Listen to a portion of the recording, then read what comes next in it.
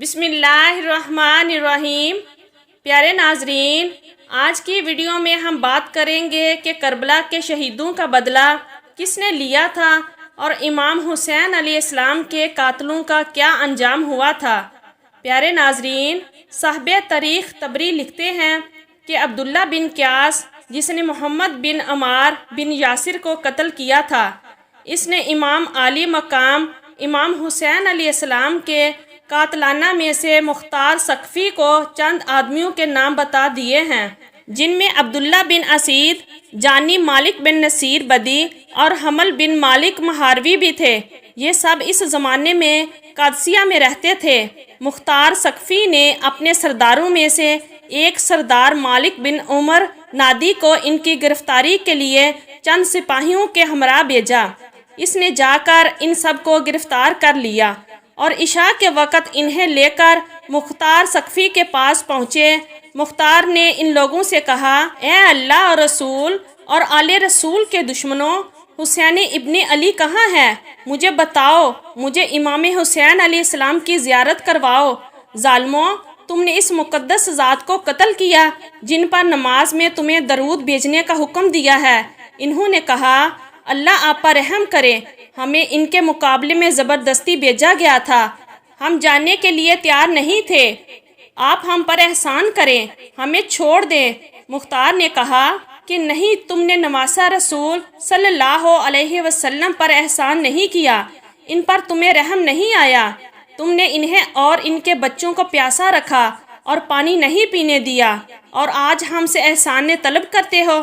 پھر بدی سے کہا کہ تم نے حضرت امام حسین علیہ السلام کی ٹوپی اتاری تھی؟ عبداللہ بن کامل نے کہا، جی ہاں، یہ وہی شخص ہے جس نے ان کی ٹوپی اتاری تھی۔ مختار ثقفی نے حکم دیا کہ دونوں ہاتھ اور دونوں پاؤں کاٹ کر اس کو چھوڑ دیا جائے، یہ اسی طرح تڑپ تڑپ کر مر جائے۔ چنانچہ اس کے حکم پر عمل کیا گیا۔ بدی کے ہاتھوں اور پیروں سے خون کا دھار بہتا رہا یہاں تک کہ وہ مر گیا۔ اس کے بعد جہنمی اور محاربی کو قتل کر دیا گیا۔ پیارے ناظرین، حکیم ایک ایسا شخص تھا جس کا نام حکیم ابن طفیل تعین تھا، جس نے کربلا میں حضرت عباس علمدار کے لباس اور اسلحے پر قبضہ کیا تھا اور امام حسین علیہ السلام کو معاذ اللہ تیر مارا تھا۔ مختار ثقفی نے عبداللہ بن کامل کو اس کی گرفتاری کے لیے چند سپاہیوں کے ہمراہ بھیجا۔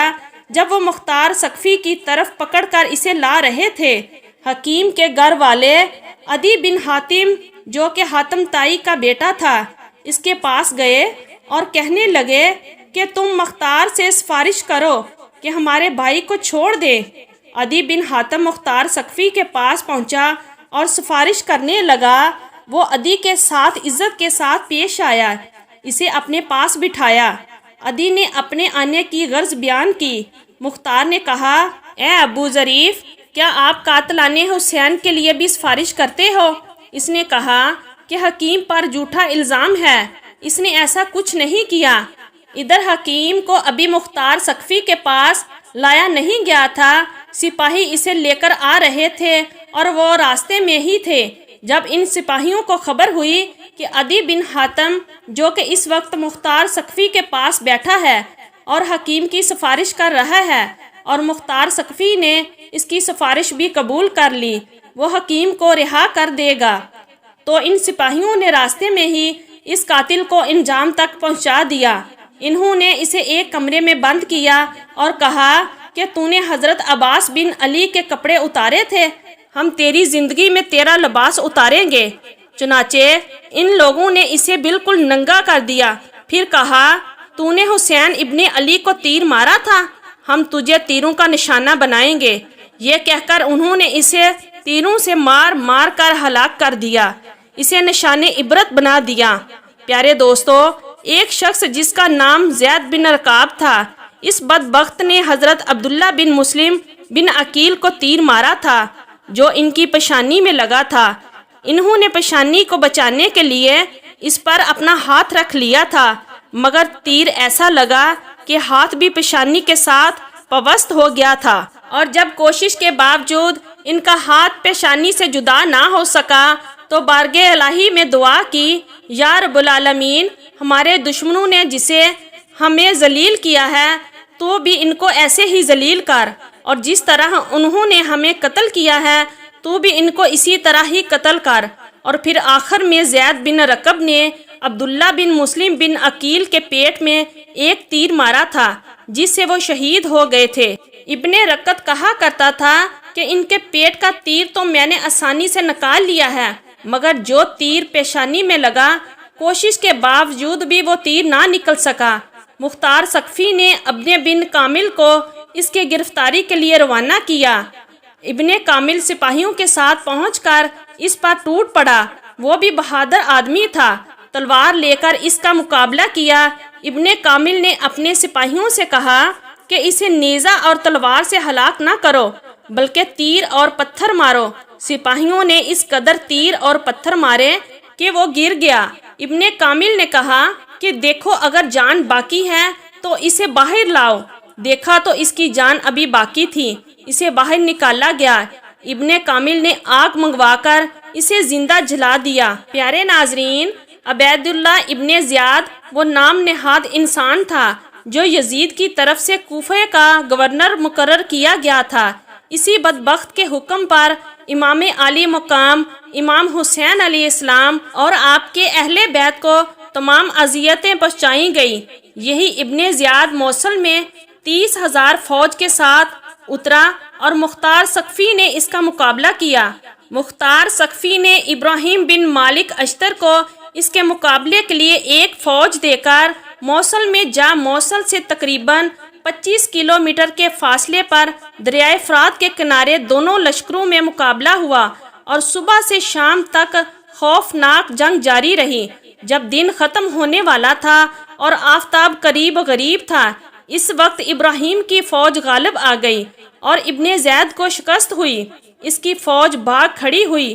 ابراہیم نے حکم دیا کہ مخالف فوج میں جو بھی ہاتھ آئے اس کو زندہ نہ چھوڑا جائے، چنانچہ بہت سے لوگوں کو ہلاک کیا گیا۔ اسی ہنگامے میں ابن زید بھی فرات کے کنارے محرم کی 10 تاریخ سن 67 ہجری کو ہلاک کیا گیا۔ اس کا سر کاٹ کر ابراہیم کے پاس بھیجا گیا۔ ابراہیم نے مختار کے پاس کوفہ بھجوایا۔ مختار نے دارالامرات کوفے کو اراست کیا اور ابن زید کا سر ناپاک اسی جگہ پر رکھوایا جس جگہ اس مغرور حکومت اور اس مغرور شخص نے امام حسین علیہ السلام کا سر رکھا تھا۔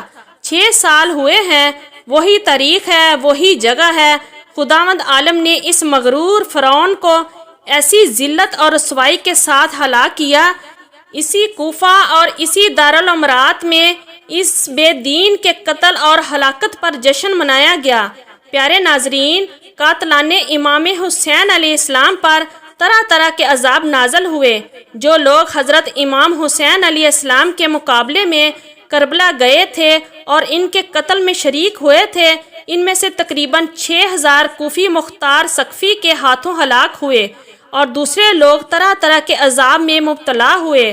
علماء اکرام فرماتے ہیں کہ ان میں سے کوئی نہیں نہ بچ سکا جس نے آخرت کے عذاب سے پہلے اس دنیا میں سزا نہ پائی ہو، اس دنیا کا عذاب نہ پایا ہو۔ ان میں سے کچھ تو بری طرح قتل کیے گئے، کچھ اندھے اور کوڑی ہوئے اور کچھ لوگ سخت قسم کی آفتوں میں مبتلا ہو کر ہلاک ہوئے۔ پیارے ناظرین، آج کی ہماری ویڈیو میں بس اتنا ہی۔ امید ہے کہ ہماری آج کی تاریخی اور اسلامی ویڈیوز آپ کو ضرور پسند آئی ہوگی۔ ویڈیو کو لائک کیجئے اور ہمارے چینل کو بھی سبسکرائب کیجئے تاکہ ہماری آنے والی تاریخی اور اسلامی ویڈیوز آپ تک بر وقت پہنچ سکے۔ شکریہ۔ اللہ حافظ۔